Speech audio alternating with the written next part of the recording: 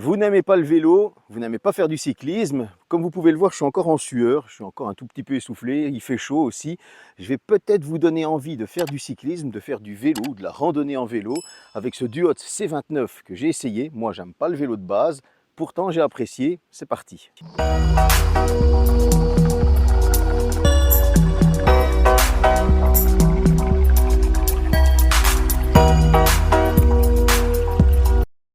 Bon, désolé, vous n'aurez pas le déballage et vous n'aurez pas le montage, tout simplement parce que c'était galère. Ça fera partie des mauvais points de ce vélo. Je ne vais pas vous mentir, ça m'a même dégoûté un petit peu. Le plan était super mal foutu. Moi qui ne fais pas souvent du vélo, monter le vélo et tout ça, ça m'a un peu gavé. Mais on va passer directement au design. On est sur un vélo de type VTT. Vous allez avoir le châssis, je ne suis pas un spécialiste en vélo, mais en tout cas, on a une garde ici qui va jusqu'à 106 cm à l'avant. La selle, elle démarre à 80 cm, elle va pouvoir monter jusqu'à 106 également. Ici, on est sur une hauteur de 80 cm. Bref, c'est un vélo, on va dire, pour quelqu'un de ma taille qui fait 1m75, 1m77, voire jusqu'à 1m80. Ce vélo, il est capable de supporter jusqu'à 120 kg. Si vous faites plus, il faudra vous débrouiller tout simplement. Moi en tout cas, là j'ai maigri, ça se voit quand même, j'espère un petit peu. Je suis actuellement à 97 kg, j'ai perdu en tout 23 kg et je peux dire qu'il fonctionne nickel. Ce vélo, il fait à lui tout seul 22 kg. La batterie, quant à elle ici, parce que c'est un vélo électrique bien évidemment, fait elle 3 kg. On est sur un poids d'environ 25 kg 600. Bref, vous allez pouvoir le mettre sur un porte-bagages à l'arrière, il n'y aura aucun problème. On va retrouver des catadioptres que je n'ai pas mis parce que ça m'a gavé, encore une fois. Ça m'a clairement saoulé de les mettre. Je ne vais pas vous mentir, à chaque fois ça se déclipsait, j'arrivais pas à le mettre, ça tenait pas. Bref, vous avez compris, je suis quelqu'un de nerveux. Mais on en retrouve aussi sur les pédales. Vous allez avoir un dérailleur Shimano tourné TZ. J'ai regardé un petit peu qu'est-ce que ça valait comme dérailleur parce que je ne suis pas un spécialiste en vélo et on est sur quelque chose de correct. Vous allez avoir en supplément un protecteur de dérailleur, donc pour le Shimano. Et j'ai appris justement en faisant des petites recherches sur internet que souvent ce n'est pas fourni sur des vélos qui sont à 2000, 2500 euros. Ici, je rappelle quand même que nous sommes sur un vélo électrique à moins de 1000 euros. Il est connecté à votre smartphone. Donc, j'ai trouvé ça assez sympa. Il n'y aura pas de suspension à l'arrière. Cependant, on a une selle qui est bien rembourrée et j'avoue que j'aime pas avoir mal au cul.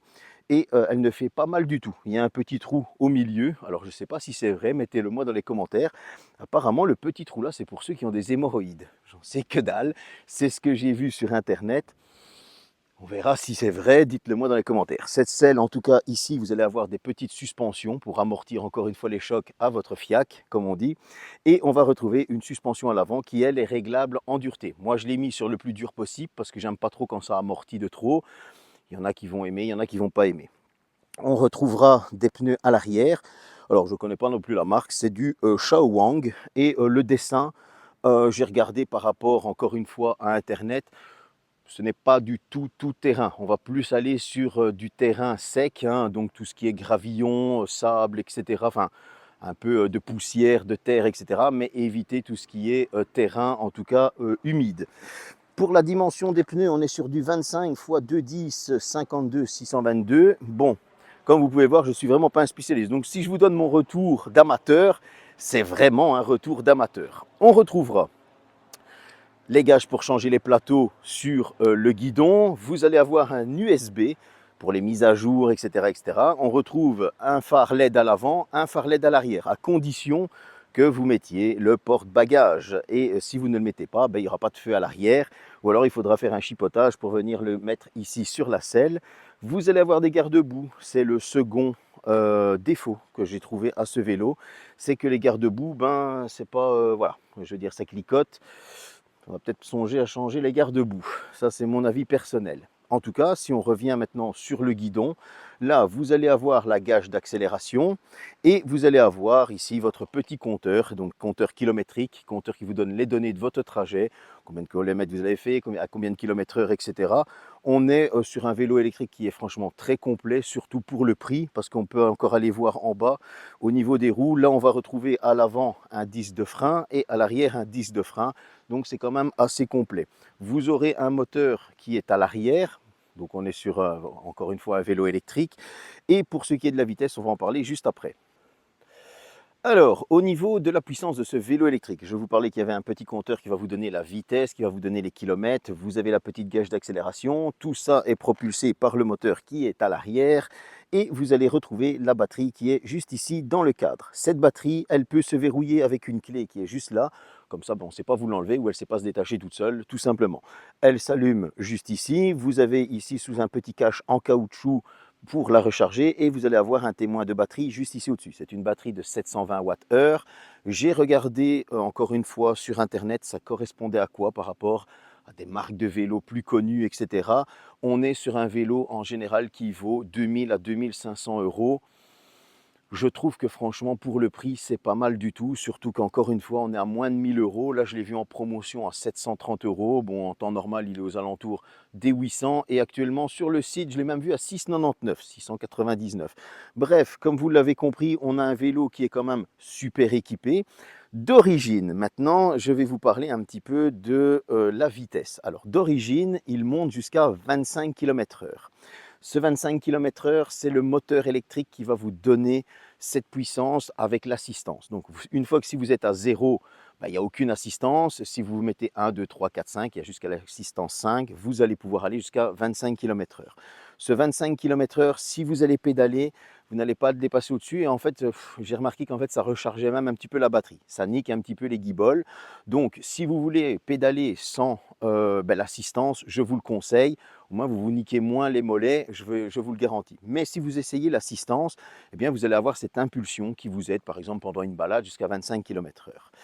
La petite surprise, c'est qu'il y a une petite manip. Alors, lorsque vous allez appuyer sur le plus et le moins en même temps, vous allez aller dans le menu P08 et là, vous allez monter jusqu'au niveau 67.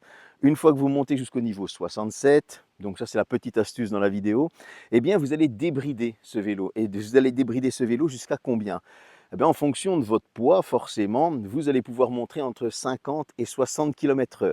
Il faut savoir que moi, je l'ai poussé précisément jusqu'à 56 km/h. Bon, j'étais en descente, mais en tout cas, sur du sol plat, on était à 49,8, donc on était à 50 km/h.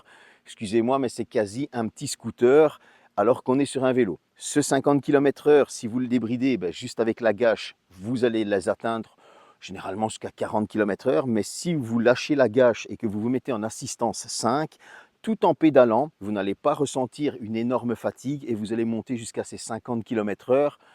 Honnêtement, ça devient du pur plaisir d'utiliser ce vélo. J'ai pris franchement un pur plaisir. À la base, je suis parti sur quelque chose, on va dire une mauvaise appréhension avec le montage, etc. Ce 25 km/h qui me fatiguait, je ne vais pas vous mentir, je trouvais ça un peu limité parce que j'aime bien la vitesse, un petit peu comme avec mes trottinettes électriques, etc. etc. Et je me suis dit, merde, je veux aller plus loin. J'ai cherché sur Internet, j'ai trouvé comment le débrider. Bon, attention, c'est pas bien, hein, je tiens à le préciser, on va le dire pour YouTube. Je ne vous conseille pas de débrider votre vélo, ce n'est pas bien du tout. Mais en tout cas, on était sur une vitesse qui atteignait plus de 50 km/h. C'est quasi un scooter. Et honnêtement, il y a même des voitures qui étaient à côté de moi qui étaient même étonnées. Ils ont dû se dire, putain, le mec, c'est un cycliste professionnel. Ben non, en fait, je suis juste un branleur qui a débridé son vélo électrique. En tout cas, j'ai vraiment pris du plaisir à utiliser ce vélo. Pour vous dire, j'ai été de mon village jusqu'au village français qui est, on va dire, à 5-6 km. J'ai fait un aller-retour, je l'ai mis à fond de balle, je l'ai mis en assistance 5 et je pédalais franchement assez bien. Et j'ai fait ça en un petit, je pense qu'on a mis un petit 8 minutes, un aller-retour complet. Donc jusqu'à la place des deux places du village, je ne sais pas ce que ça vaut pour un cycliste professionnel, mais en tout cas, j'étais quand même assez fier de moi que je me suis dit, tiens, en un petit 8 minutes, c'était assez sympa. Donc, on a vraiment un vélo qui est cool parce que vous allez avoir cette batterie qui est assez puissante, qui est assez bien protégée. On ne peut pas vous la voler. Une fois qu'elle est attachée, vous allez avoir un témoin sur la batterie. Vous allez bien évidemment pouvoir la couper. Vous avez une fourche à suspension à l'arrière. Ce qui nous manque, bon, dans les petits défauts, c'est vrai que ça, soit vous faites deux petits trous et vous mettez un petit colson pour le fixer et donc du coup vous n'allez pas avoir ce petit truc là qui s'entend, ou alors je vous conseille carrément d'aller chez un marchand de vélo professionnel et de regarder après des garde-boue, on va dire un peu mieux, dans le sens où là on n'a pas de garde-boue qui vient vers l'avant, ce serait un petit peu sympa de protéger un petit peu vers l'avant, et là ça aurait été un petit peu sympa que ça vienne un petit peu plus bas. Bref, Ça, il faudra adapter. Dans les autres petits défauts, et ça c'était pour moi le plus gros, c'était le montage qui était vraiment pénible parce que le plan il est mal foutu. Pour quelqu'un qui n'est pas un puriste du vélo et qui veut monter le truc, je ne vais pas vous mentir, ça m'a pris quasi 1 heure. C'était juste blasant, c'était gavant et ça ne m'a pas motivé à faire le test. C'est parce qu'après, ben, je suis monté dessus, je me suis intéressé, etc. comme toujours. Mais sinon, de base, c'était pas sympa. Il y a un autre truc qui est assez sympa, c'est l'application. L'application, vous la connectez à votre téléphone. Donc, vous l'installez à votre téléphone, vous connectez le vélo et vous allez avoir toutes vos données. Dans cette application, vous pouvez même avoir le Cruise Control. Il est fourni aussi avec un porte smartphone et dans l'application, il y a un GPS. Ce que j'ai trouvé était vraiment très sympa d'avoir ce porte smartphone, ce GPS qui était fourni à l'intérieur de l'application. Vous avez le cruise control, donc ça veut dire qu'à un moment donné, vous en avez marre de pédaler, vous activez le cruise control et le vélo continue à la vitesse que vous lui avez donnée sans devoir tout le temps aller sur la gâche, etc. Bref, on a vraiment un vélo qui va vous apprendre et qui va vous donner goût à la balade. Moi qui ne suis pas vélo, franchement là j'ai pris du plaisir, il n'est pas trop fatigant. Alors oui, il y a un autre petit défaut, c'est ça. Ça, c'est le petit défaut. En fait, c'est des bêtises, mais je suis sûr que les cyclistes professionnels, ceux c'est leur passion, ont des petites astuces pour ces trucs-là, pour genre fixer ça plus correctement, etc. Chose que moi, j'ai pas. Donc, c'est des petits défauts que je cite pas. Moi, je vais plus vous donner mon retour d'amateur qui fait jamais de vélo, à part du vélo en salle comme un hamster dans sa roue, ou de l'elliptique. Mais en tout cas, pour une fois, j'ai été me balader en vélo, j'ai pris du plaisir et je ne vais pas vous mentir, je pense que je vais encore me faire quelques petits tours à vélo parce que ça a été vraiment du pur bonheur. En tout cas, il est sur le site actuellement affiché à un prix de 699 euros, 699 euros. C'est une promotion, je ne sais pas combien de temps elle va durer, mais pour moi, c'est une super promo. C'est un bon vélo, et, on n'a pas franchement de mauvaise qualité au niveau que ce soit du cadre, des pneus, etc. On a vraiment un prix discount pour un vélo qui, chez certaines marques, va valoir beaucoup plus. Et pour vous dire le détail au fait que c'est pas mauvais du tout, c'est que même la béquille, eh bien, elle ne cliquote pas quand on roule, chose qui est assez rare. Parce qu'il y a même des trottinettes électriques que j'ai testées où vous avez la béquille qui cliquote. Donc ça, c'était un très bon point. J'espère que cette petite vidéo vous a plu. J'espère que ça vous a donné envie de faire du vélo, tout simplement. C'est rare que je fais ça. C'est ma première vidéo vélo. Je ne sais pas qu'est-ce qu'elle vaut. Dites-le moi dans les commentaires. Allez, salut!